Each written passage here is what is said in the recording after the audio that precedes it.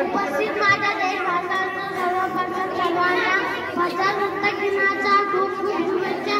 मित्रो, 26 जानेवारी हा दिवस प्रजासत्ताक दिन म्हणून आपण उत्साहात साजरा करीत आहोत.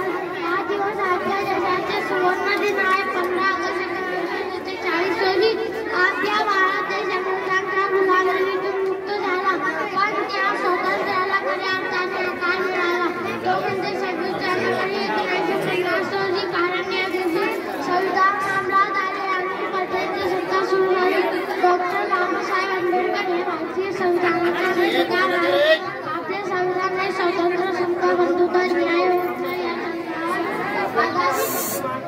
भारत देशाचे राज्यघटना लागू झाल्यापासून देशामध्ये खरी लोकशाही नांदू लागली. देशाच्या प्रत्येक नागरिकाने प्रतिज्ञा केली पाहिजे की माझा